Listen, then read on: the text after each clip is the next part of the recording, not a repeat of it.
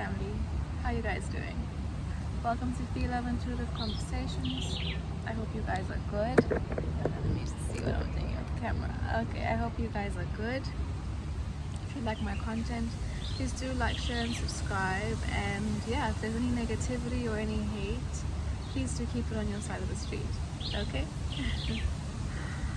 Cool. So, family, in this video, I'm being guided to get into the topic, and I think it's something that would be really nice to, engage with friends at some point over and try and figure out and hear, like, has anybody ever really considered this perspective when it comes to how we tend to bind ourselves to systems, and how all the things that require us to put a signature down, how all the things that require us to bind ourselves to something are the things that end up giving us stress over the long term, right?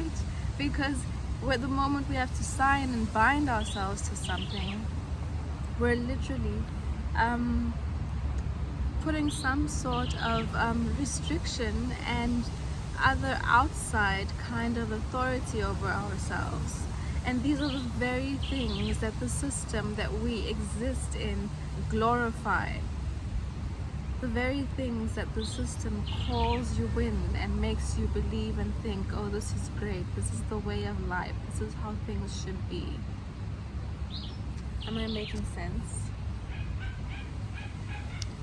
There are many things you can think about that require you to bond yourself towards it, and it takes from you in some kind of way. It binds you, it in the moment makes you feel good, makes you feel like you've accomplished something. Excuse me. But over time it ends up being a bondage to some sort of stress, right? Some sort of restriction that you've placed over yourself, because you were made to believe at some point it's all, great and glory, and it's going to help me measure up in my life, and all those kinds of things that they frame our minds around, and frame our minds, how can I say, and structure our perceptions to, so that we engage them and don't feel afraid of them, and normalize them into our way of life and how we deal with things, and also, judge and measure each other and ourselves. Some of the examples, a lot of the time it's in a financial sense, that we get bound to things. A lot of the time it's also, as much as, yes, I know you have to work, yes, I know we need, people need a job, people need to feed themselves, but you're made to sign and accept some kind of restrictions over your life by going into a job and making money for yourself, right? So that you can be controlled in some sort of way financially, so a bank can control you in some sort of way. Let me rather say a financial institution can control you in some sort of way. And I guess it's not just limited to banks, you can spread your mind out and think about it. Where else do they glorify a lot of things and attach it to a way of life, and also, make us believe that it's some form of measurement and self-worth that we can assume on ourselves if we engage into it. Some things like marriage contracts, okay? That's one of the big ones. It's glorified for the day, it's glorified for the moment, it's glorified the whole process, getting to it. Oh, I'm engaged. Oh, I got the ring. Oh, it's this. Oh, it's that. Oh, I have a wife. Oh, I have a husband. All of that is glorified up until the big day, right? And after that, people start falling into stress. People start feeling bound. People start feeling like they can't grow anymore. People become unhappy, and it just becomes more and more and more bondage as time goes on. And more expectations. It's bondage and stress layered on top of bondage and stress, and all of these things that cause our bondage and stress in our lives are all results of us having put our signature down somewhere, us having allowed the system to lure us in to some form of attachment to them, to somebody else, making us feel like we are not in line, or we are not right, or we are not a part of society, or seeing things the right way like everybody else. If we don't engage in it in this way, then we start feeling like we're going to be shunned by our families, we're going to be ridiculed.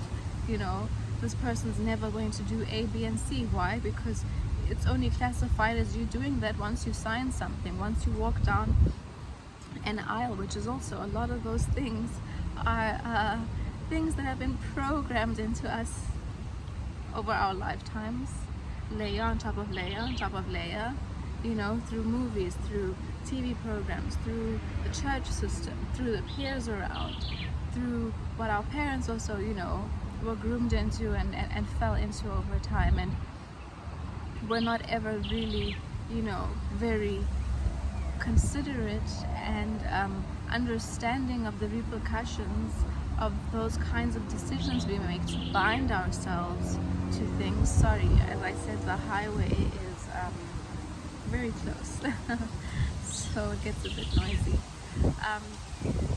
Yeah, to bind us to things that over the long run cause more stress, add to our aging, add to us not being able to evolve, add to us not being able to, you know, feel like we're moving forward, add to us feeling like we're bound to certain people, places, and things and objects, you know, material, all kinds of things, all because we allow ourselves to be lured, we allow ourselves to be brainwashed, we allow our perceptions to be structured by things, people, systems, all kinds of things on the outside of us that later we're so deep into on a mental, relationship, psychological, emotional, spiritual, whatever level it might be. And you're so deep into it, and then still made to believe that this is life and this is normal. When really at some point you had the option not to. You had the option to remain sovereign. You had the option to feel comfortable and stand in your truth and, you know, say, actually, I would rather not. No, thank you. I don't want to bind myself to this institution. I don't want to bind myself to this paper, this bank, this contract. I don't want to bind myself to this person. I shouldn't have to feel like me wanting to be with you, me wanting to grow with you, me wanting to share my life with you needs to be proven by me having to bind myself through contract to you, to only make me having to, maybe me trying to leave you at some point harder for you and for me. Why? Why are we doing that to each other? Should it not be that when I no longer feel like I want to be with you, if you no longer feel like you want to be with me, we should be able to separate amicably? If we want to share our lives, should we not actually be able to be in a space of coming together with some sort of plan that we can both amicably, and we can both as two grown adults commit to and stick to, without needing an outside force like a church or a binding governmental contract to enforce that between the both of us?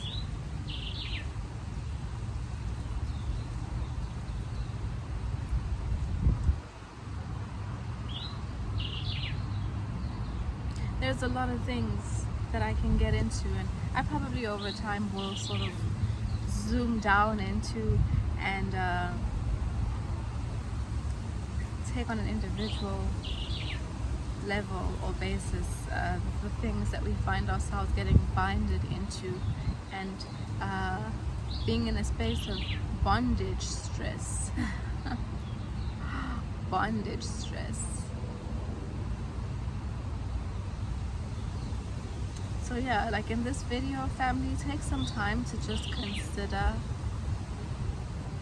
where have you at some point put yourself into bondage stress because of the outside influences, because of how you've been programmed to believe this is the trajectory and the life path that you're supposed to be following in order to feel like you're elevating in your life, in order to feel like you're a part. Where have you been, as I would like to say, trapped by the system, in a financial sense, in a relationship sense, where they have managed to play on your insecurities in some form or fashion, and that led you into putting your signature down somewhere and allowing an outside force to exercise over a whatever period of time some sort of authority over you.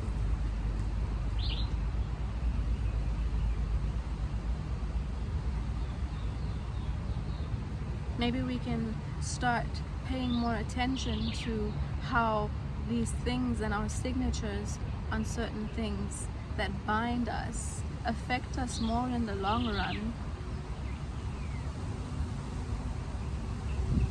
instead of how they're only going to affect us now and maybe in the 1 or 2 year foreseeable future, where maybe things can still sort of be the same as what they are at this specific moment in time. But in most cases, after 3 years, circumstances start changing, regardless of what they want us to believe. We grow, people change, feelings change, emotions change, preferences change. And all of those things either dig you deeper into the hole with upgrades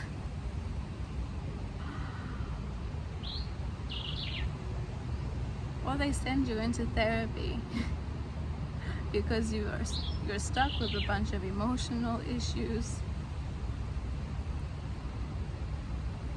trying to measure up to things that really should be moving out of your life, because most things should be around for a season that we tend to want to make permanent.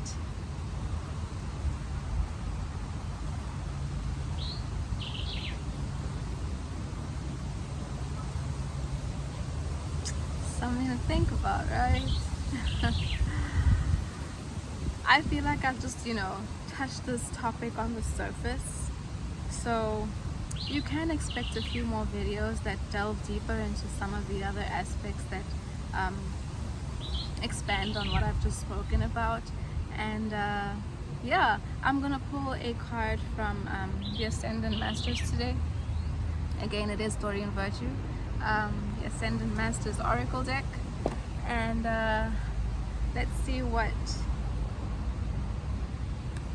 might come out to support our conversation, or whoever might be watching this video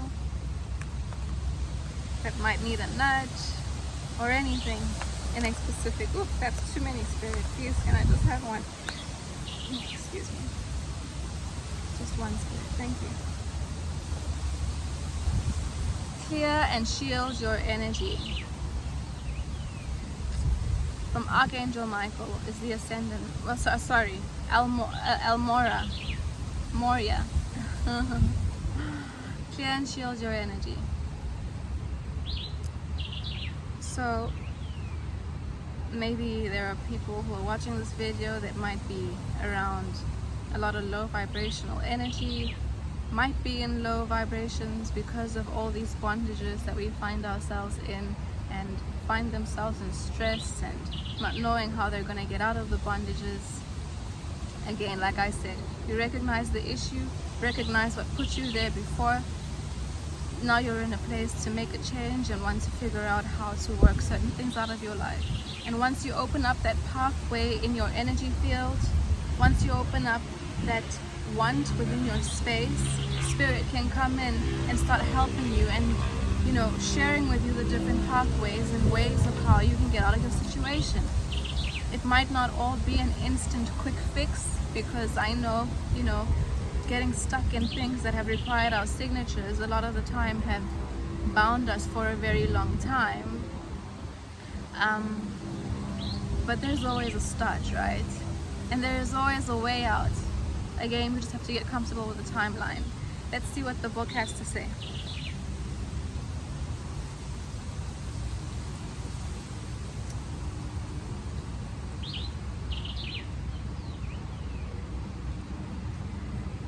As a sensitive person,